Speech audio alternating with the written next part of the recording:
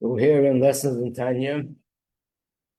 We're using the most recent edition, and we're on this is the third volume of this set, and it's Shaar Hayichud Vehaemunah.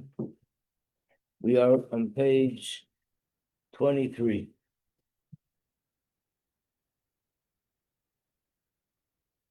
And he explained the pasuk, Lo'olam Hashem Dvocha Nitzav B'Shamayim, means that Hashem, your words, which words? The words with which you created the heaven, those words are constantly there, and they're on a constant basis sustaining, recreating the heaven and earth, everything in the world. And if Hashem would stop for one moment recreating, then in that moment the whole world would become non-existent. But non-existent in a way as if it never ever existed before.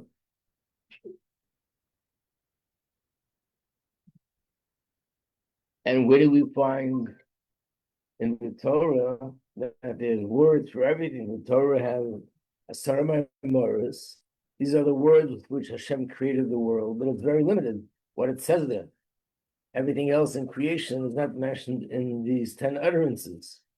So he explained they're not there openly and explicitly, but they're all there in a way that it's hinted in a way of the codes of the gematrias, changing of letters, and so on.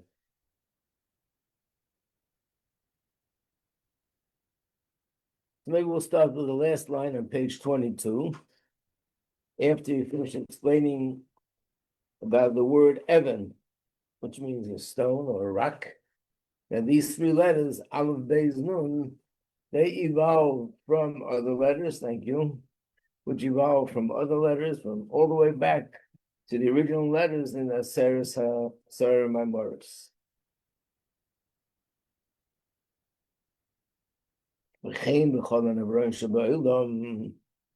The same applies to everything in the world, every created being in the world is also the same principle that what? The names that they have B'Lashon HaKodesh in the holy language, and it's called Lashon HaKodesh because Hashem created the world with these words, with these letters, with this language. Hein Oisius Hadibur HaMishtalshles B'Madregel L'Madregel Masorah Mamorah Shabbatera. These are, everything evolved from the 10 utterances in the Torah. Adei Chilufim Utmuris Oisius. And this happens by the changing of the letters, where one letter changes to another letter, and that letter could change to a different letter. And there are 231 gates, as he mentioned before, at Shemagias, until eventually it reaches on the slapshes and it becomes invested, but into that detailed nivra. So why didn't Hashem speak clearly everything? Why did it have to be first Aseres HaMaimoros, which is very general, and then everything else was hinted and evolves from there? So the answer is, this is the part which we didn't do yesterday, because the detailed individual creations, they're not capable of kabel chayusam, to receive their chayah, their sustenance, their spiritual sustenance, to receive it directly from the 10 utterances, which are in the Torah. Because the chayas, this life force that comes from the 10 that are written in the Torah itself, it's too big, and it would be too overwhelming for individual creations. They don't have the capacity to receive this chayas.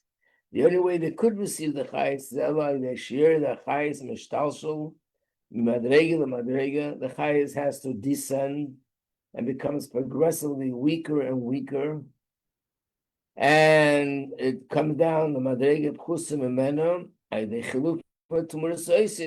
happens through the changing of the word and the changing of the letters, and also through the gematria, through the number, which means that if you have two words that the letters are not the same letters at all, but the numerical value of one word is the same numerical value of the other word. So that's another way that one word could evolve from a different word. Then it's sort of a code that when it says in the Torah, this word, which is with gematria such and such, hidden in it is another word. That means that the second word evolves from the first word. And there's a third word that comes from the second, and a fourth from the third. And it goes on and on and on and on until eventually there's a word, which is the chayas for a tree. Let's say the word elon, which means the tree. And that gives life to the physical tree that we see here in the physical earth. So there's many ways of explaining it. One of the mashalim that is brought down in Chassidus is like water. And you can use an example of today. It's the same thing, that you have a river, a reservoir, where there is hundreds of thousands and millions of gallons of water there, and that reservoir couldn't be the source that's going to provide water directly to my house. If that water goes straight to my house, everything will be flooded and everything will be washed away. It's too much. So here you have a city like New York. The reservoir of water that it provides to the city has to go through different huge kind of pipes, huge, they're like big rooms. The water goes through that and it travels from some of it I know comes from 100 miles away from here, comes to New York, and then that itself is still too big to go into someone's house. So from there are smaller pipes that get broken down, and one pipe takes to this neighborhood and one pipe to another, but these also pipes that are bigger pipes and they carry more water. And then eventually there's a pipe that comes to Brooklyn, and there's a pipe that comes to Crown Heights, and there's a pipe that goes down Eastern Parkway. And from that pipe that goes down this street, there's another small pipe that goes into 825 Eastern Parkway and goes into the basement. And from there, it goes to all the different floors, each room separately. So basically, what it means is the source itself is huge. It's so big, it's impossible that that source should be the provider directly to each individual. So it gets broken down, until eventually a little bit of that could be delivered through a small, thin pipe into my kitchen. Same thing here, that the chayes that comes directly from Hashem's mouth, so to speak, is enormous, and therefore it gives chayes to certain general things. Of what's general? Whatever is mentioned in the Torah, that's general. Where it says heaven and earth, sun, the moon, the constellations, those things which are mentioned in the Chumash, that's very general. And everything else is hidden there, and it evolves. And the evolvement, every time it evolves, it means evolving means that the energy becomes weaker. The light is diminished. It's not the same bright light like in the first level. Just like Begashmias, you learn about this in Hilchos Shabbos, that if you cook something on a fire, and then you pour it from that vessel to the second vessel, what happens to the second vessel? What is it called in halacha? Kli sheni. And the halacha is, because it's a kli sheni, it's not as hot as the first vessel, and therefore you can do this or that. And then if you pour it from that vessel into another vessel, it's called a kli shlishi, and that's even weaker. In fact, every time you switch it and you pour it out from one vessel to the next vessel, it becomes weaker. So this energy goes from one set of words, and then it exchanges another set of words, and then it's another set of words, another set of words, and it's constantly becoming weaker and weaker and weaker. And eventually, it's delivered to each individual, to an ant, to an animal, to a tree, to a leaf, to a flower, to every single detail that's in creation, to a cell in the human body.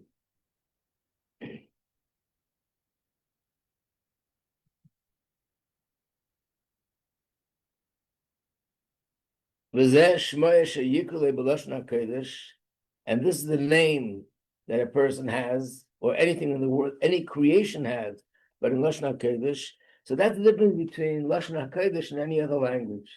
In any other country, any country in the world, the words and the names of things are all things that people chose in that country. They chose and they agree that a table should be called a table.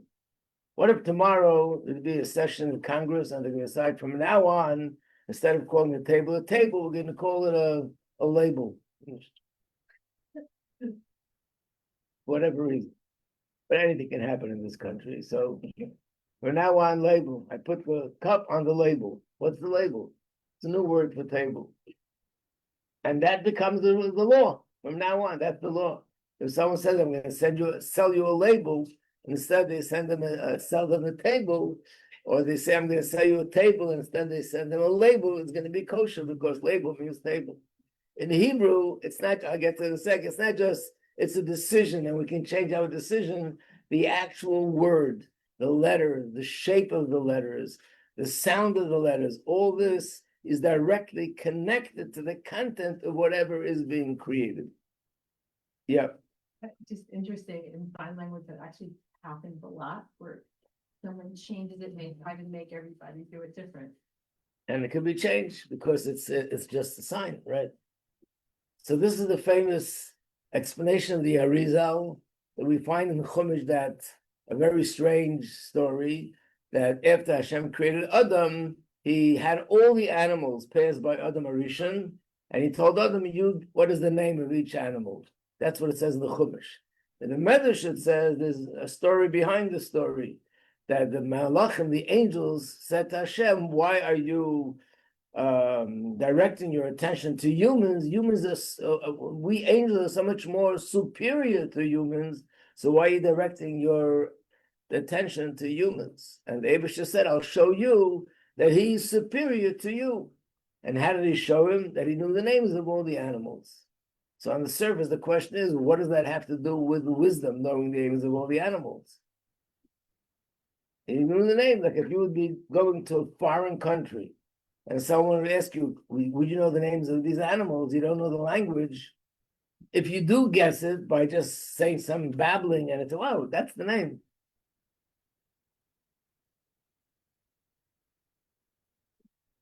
You know, they tell this joke that this was a woman was at a bus, and and she started singing. So one guy says to another, Kailisha, you know what Kailisha is? Kail, the voice of a woman, you can't listen. He said, Kalisha, Kalisha. And she goes, wow, how did he know my name? You know, Kalisha. Her name was Kalisha. So you can walk into another country and they ask you, what is an elephant in this country? And you say, you babble something. Wow, you guessed it. Okay, it's a good guess. First of all, how many guesses could you have? Not every animal. But it's not wisdom, it's a guess. So Adam Arishan guessed all the names, or did he name them? So he named them. He decided this will be called Sipor, this will be called Ari, this will be called Sher, this will be called something else. Where's the wisdom here? And this is the way that Rizal explains it. It's brilliant, Sheba brilliant. That he looked at an animal, saw the physical features of the animal, he was able to analyze the characteristics of the animal, and he said, based on what I see, this animal must be called with the name Shur, which is a shin, a vav, and a rage, and that's an ox, because the letter shin and the vav and the rage and everything about it fits perfectly to this form, shape, characteristics of this animal. And that's incredible wisdom.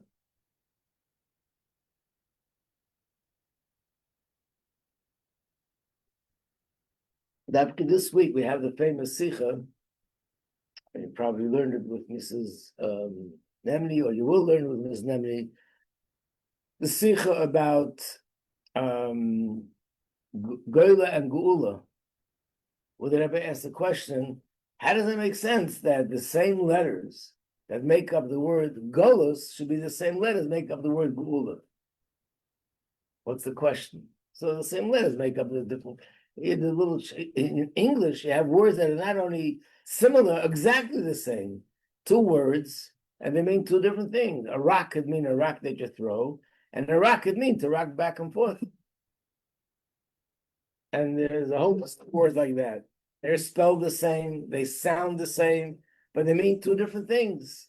And they can also mean two opposite things. It doesn't matter. What's the pella? What is the wonder that there's words, that the letters of the words, and in fact, in this case, is the majority of the letters. There's one letter that's different, the Aleph.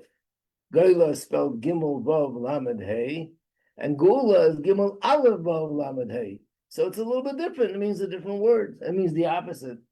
But this is the reason why it's such a question, being that the letters give chayas, that's the source.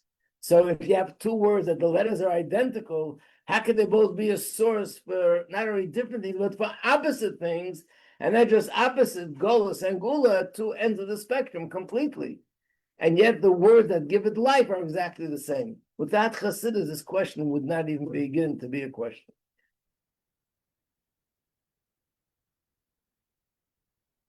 Could you think of anything in English, two words that are exactly the same and they can mean exactly two opposites?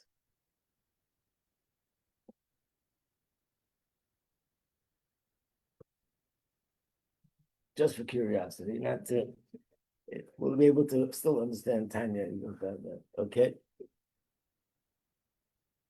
So these are the Asar Memories that are written in the Torah. And that's where the strength comes from, to give life to everything in the world forever.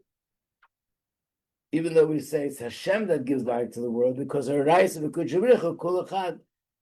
and the Torah are one. So therefore, when we say the Torah, the words in the Torah give life, we say Hashem gives life, it's all one, because Hashem gives life to the world through Torah and through the 10 utterances that are found in the Torah. So the main point that comes out of this first chapter, which is the new idea, which is the novel idea, of course, especially for people who never learned Chassidus before, is the idea that Hashem creates the world, recreates the world every second, and the world is dependent on Hashem every second. If not for that, and then the world could not exist. Now after Rebbe goes into chapter 2. From here, we have the answer to those heretics, those who are not believers. The Gilu Shorish Ta'usam. This exposes the root of their mistake. Hakeper Mashgacha Pratis. They deny the idea of Mashgacha Pratis. And in the miracles that are found and recorded in the Torah. So what kind of heretics are we talking about? Obviously, it's not people who don't believe in Hashem. They wouldn't say they don't believe in Hashgacha Pratis. They don't believe in anything. No, we're talking about people who believe in Hashem, and they believe that Hashem created the world, but they don't believe that after creation, Hashem is involved in everything that's going on. Hashem created the world, and now the world continues to run by certain principles, which are the principles of laws of nature, and therefore they don't believe in Hashgacha Pratis. If something happens which is amazing, it's coincidence. And the same as with the miracles in the Torah. How could there be miracles? There's laws of nature, and the world runs by the laws of nature. So therefore, what about Hashem? Hashem created the world initially, but after that, he's sort of busy with other things.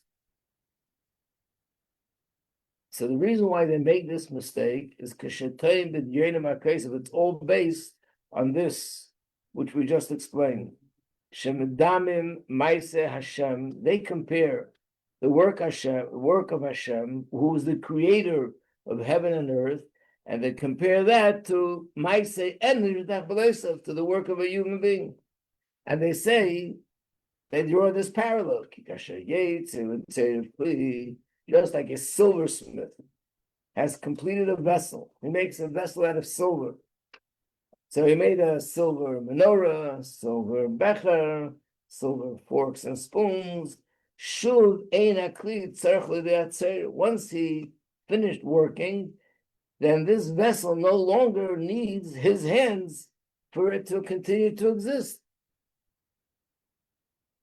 Even if his hands are removed, he was working with it with his hands the whole time. And now once he finishes, he walks away. He goes, he leaves whatever work he did, goes out to the marketplace. Hakli kayom b'tavnisei v'tzalmoi mamish. This vessel remains exactly the same as it was. When he created this vessel, it was created in a certain way, and that doesn't change.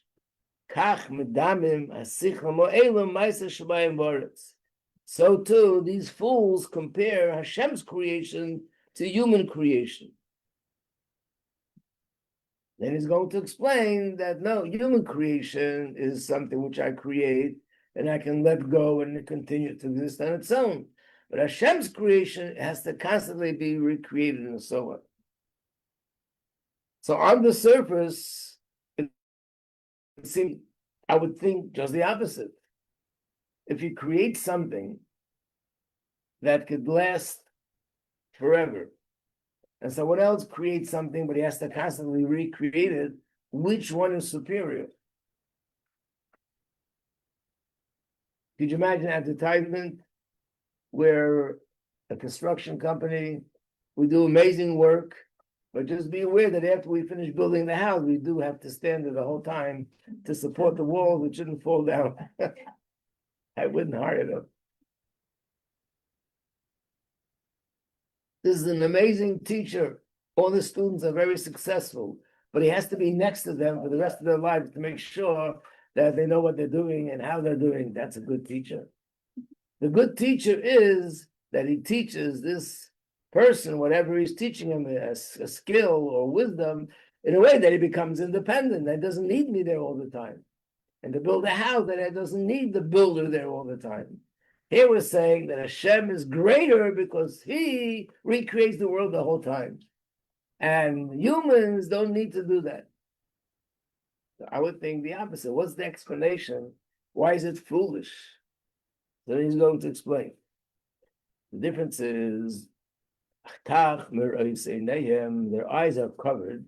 It's a quote from a pasuk, that they do not see the great difference between Maisa and Shu Yesh Yesh, and this is the main difference. Creation of humans is called Yesh Yesh, something from something, between one existing entity from another existing entity. The only difference is that Akshemashana Hatsura, all he does is the person, a human being, can only change the form and change the appearance. Before this was a chunk, a piece of silver, and now I change it. Instead of being just a piece of silver, it has a form. Now it looks like a cup, like a plate, like a fork, like a spoon, like a menorah, whatever it may be. They compare that to Shemayim Baras, to what Hashem did, which is Yeshmi Ayin, creating something out of nothing.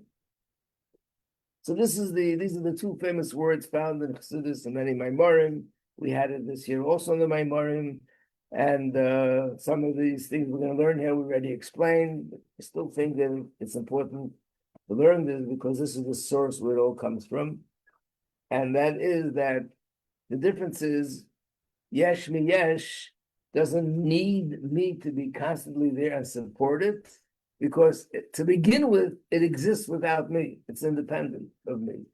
So if I take a piece of silver and I form it into a menorah, I don't have to be there all the time because the silver existed before.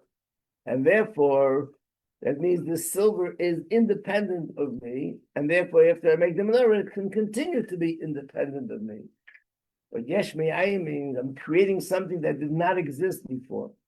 So the fact that this is in existence is because of me. And therefore, as long as I'm there to sustain it, it'll exist. And if I remove myself, then it can no longer exist because it's something new. And it owes its existence to me. But there's one more question before we go on, and that is, so why can't we ask a similar question? When I take a piece of silver and I create a menorah out of it, true, the silver always existed, but the menorah didn't exist before. This form did not exist before. So the form is something new. So why can't I say that if I move away, the silver won't be gone, but the menorah should be gone because it's new. I created it. There was no menorah here before me.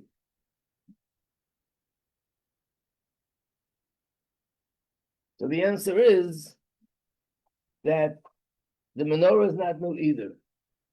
And the reason is because the silver that was here before contained in it, it possesses the potential to be formed in any way whatsoever. Which means any form that I'll make out of this silver already existed in potential. So then what am I doing?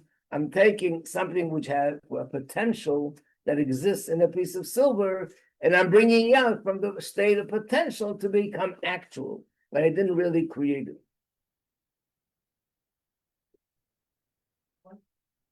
What? I think you said that he created all the rocks, all the minerals, all the, I mean, like everything's created from nothing, every single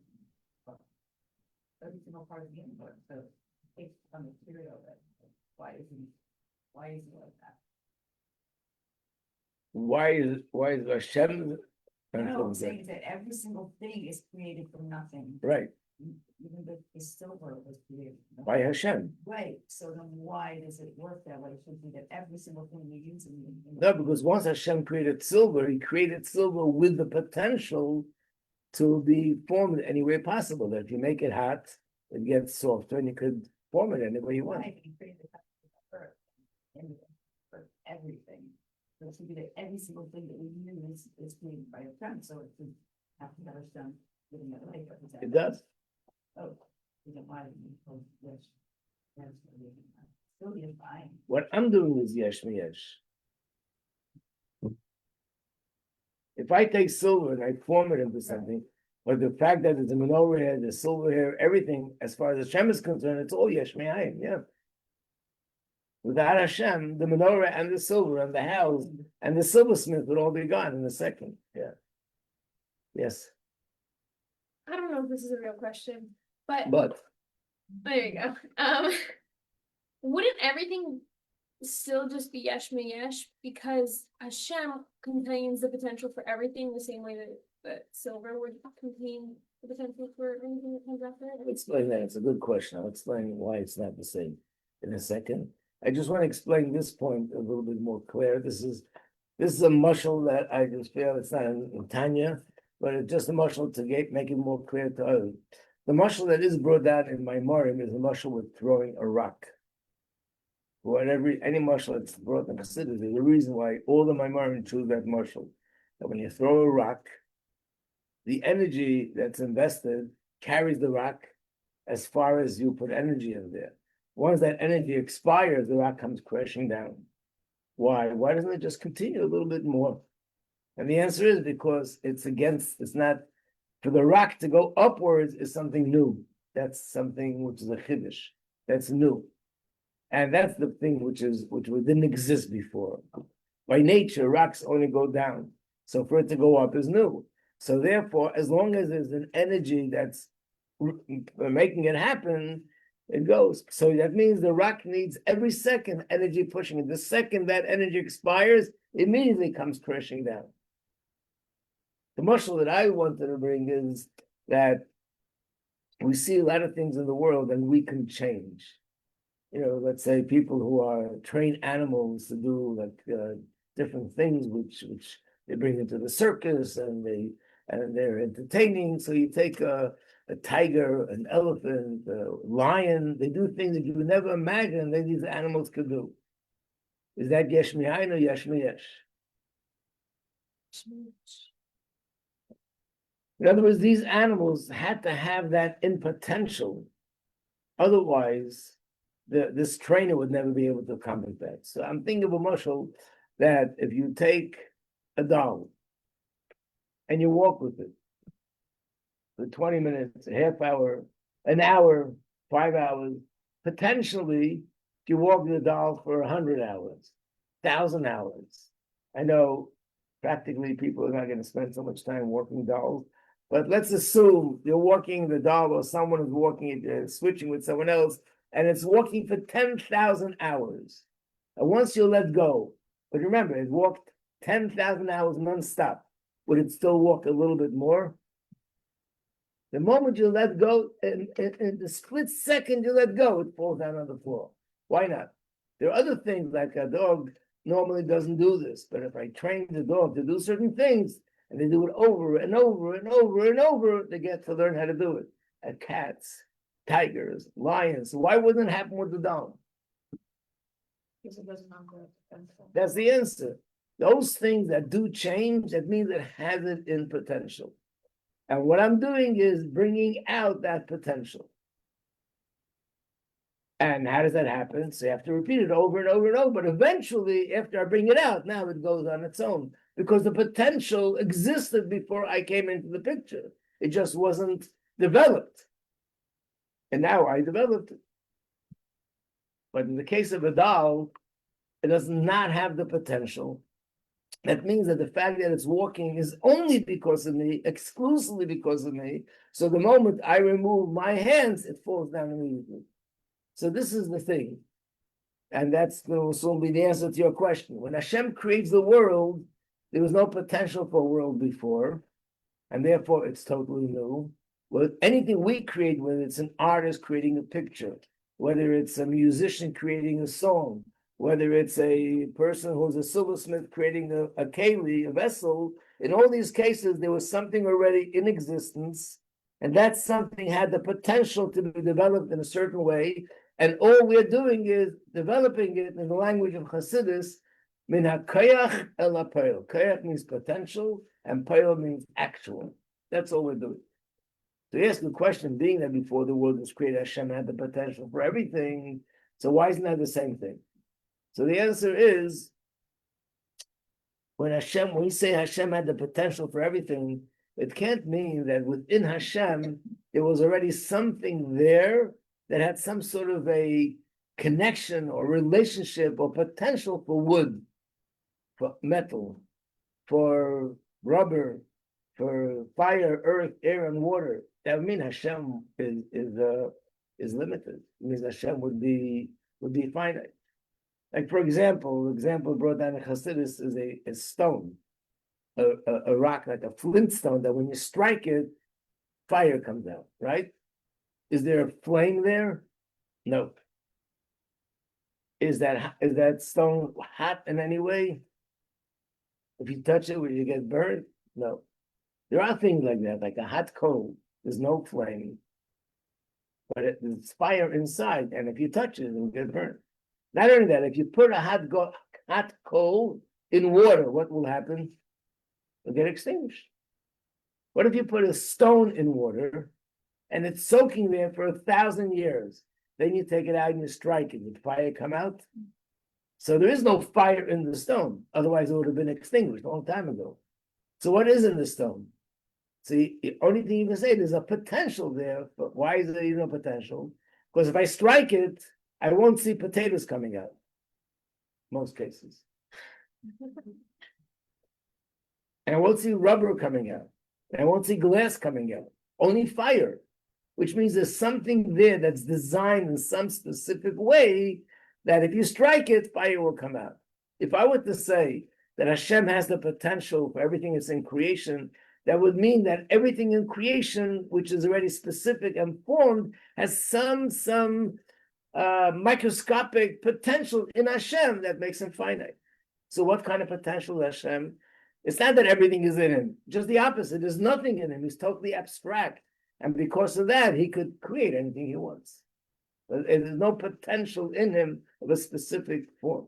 When Hashem created silver, it created the potential that this could be formed in this way or that way. And that's limited, by the way. You can't make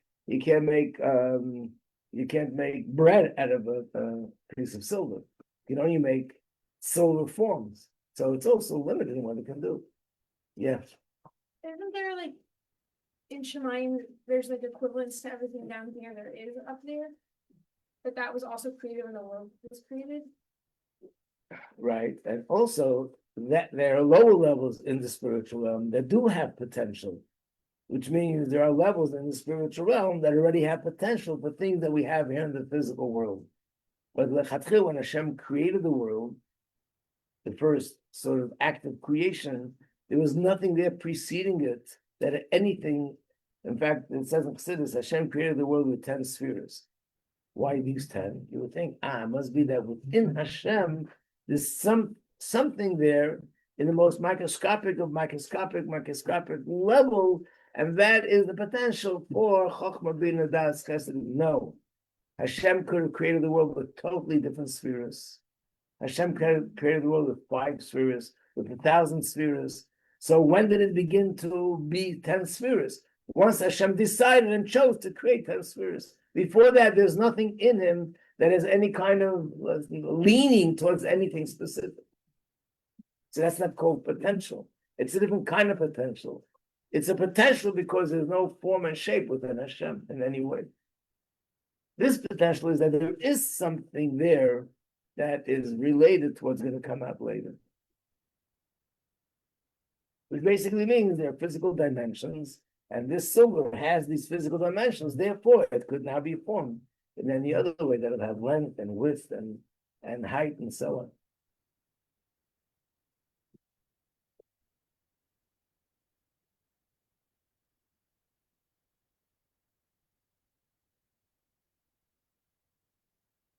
So the fact that the world needs Hashem every second is because Hashem's creation is superior. It's a different kind of creation. Our creation is a weak kind of creation. And that's because of that, it doesn't need the creator or the creating force all the time. And because Hashem creates the world in a way that it's totally new, Hashem created something totally new, that's why the world needs and is dependent on Hashem constantly.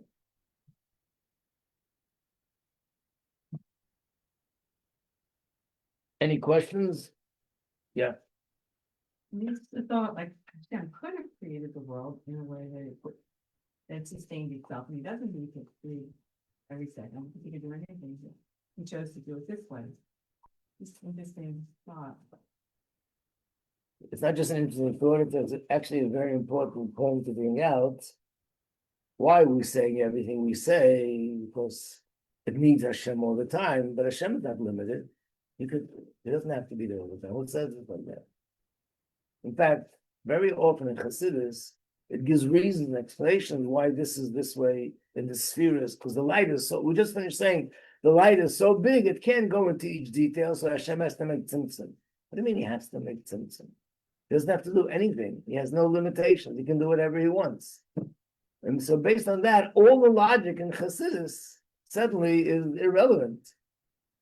Because all the logic is only with us and the way we know laws of nature. But with Hashem, there are no rules. So the answer is, anything we say about Hashem is not based on logic. It's based on a source and flow somewhere. Like over here, there's a pasuk that says, Hashem, your words are always in the heaven. Once it's in Torah, then we try to explain Hashem, why did Hashem choose this? Because Hashem did create the world with a certain infrastructure, which is what we know as nature. In the spiritual world, there's the spheres. Down here is the laws of nature. There's a structure to creation. Within context of that infrastructure, things have to be done this way or that way. Without that chas v'shalom, Hashem has to do things one way or another. It means after he chose to create the world in a certain way, that's the reason why he also chose for this and that to be the way it is. But yes, Hashem could have created the world in a way that it doesn't depend on him every second, whatever that would mean.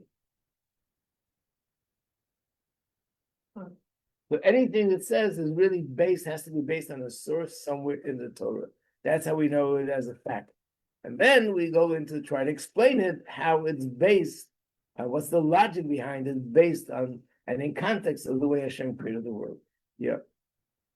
I'm gonna say, it brings out the thought that Hashem loves us and cares. He could have just created it and left. But he wants to be involved every single instant. True. Also true, yeah. Okay, to be continued.